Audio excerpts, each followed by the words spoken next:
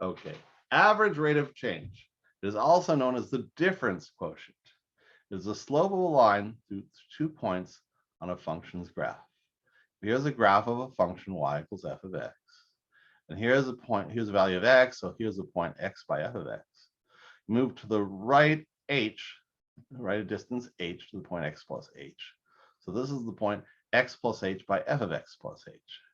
If you draw the line between these 2 points, this is called a secant line because it makes a section, it cuts between this curve at these 2 points.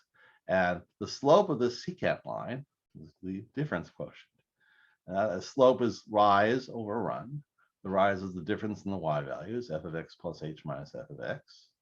The run is the difference change in x values, x plus h minus x. Therefore, this ratio. We can simplify it a little bit. X minus x cancels, and we get f of x plus h minus f of x, all divided by h. This is the difference quotient. It is also known as delta f over delta x. It's the change in f divided by the change in x, where that delta is the Greek letter capital D, meaning for difference. You'll be seeing this, delta f over delta x, a lot more if and when you get to the calculus, because the idea in the calculus is we take the slope of a secant line. What we do is we'll let these 2 points approach each other until we get a line which is just touching, tangent to the curve.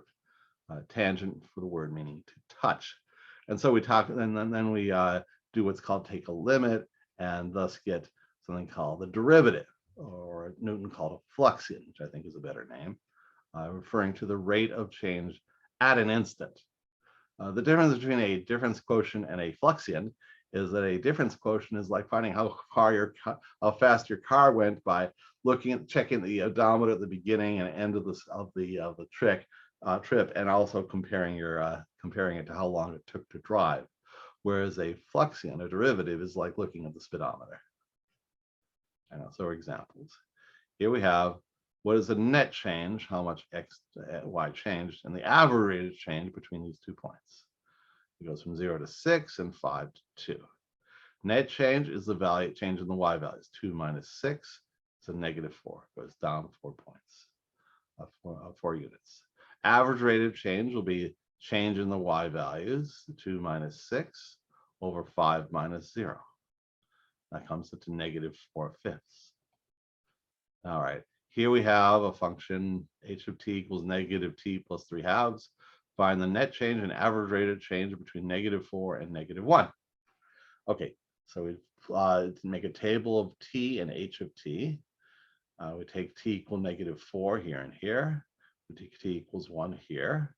We evaluate h of t by substituting into here. At -4, h is 5.5. At 1, it's 0.5. So the net change is the later value of h minus the earlier value. 0.5 minus 5.5 is -5.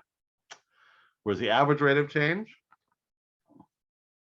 also known as Newton's ratio, will be the change in the y values, this, over the change in the x values, 1 minus -4 here, -5 over 5, or -1. Here we have same thing. Function is x cubed minus 4x squared. Find the net change in f and the average rate of change between x equals 0 and x equals 10. So we said x equals 0 and said x equal to 10. Evaluate f at both those spots. When x is 0, f of 0 is 0. When x is 10, f of 10 is 600. Okay, the net change is delta f, the change in f. 600 minus 0, that's 600. Delta f over delta x, the average rate of change will be change in f, 600 minus 0, divided by the change in x, 10 minus 0. And after a bit of arithmetic, that's 60. All right, now here we have something a little bit more like the calculus. Find delta f and delta f over delta x for f equals 3x squared between x equals 2 and x equals 2 plus h. Okay. In the calculus, we'll find that, and then we'll set h equals 0. Okay, when x is 2, plug in f of 2, you get 12. When x is 2 plus h, well, 2 plus a little increment. Well, it's 3 times 2 plus h squared, which after a bit of algebra comes out to be 12 plus 12h plus 3h squared. Okay, The change in f is this minus this. 12 plus 2h, 12h plus 3h squared minus 12. 12's cancel, you're left with 12h plus 3h squared. Okay, that's the delta f, the change in f.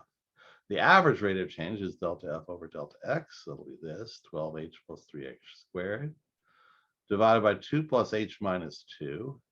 The 2's cancel, the h's cancel, and you get 12 plus 3h.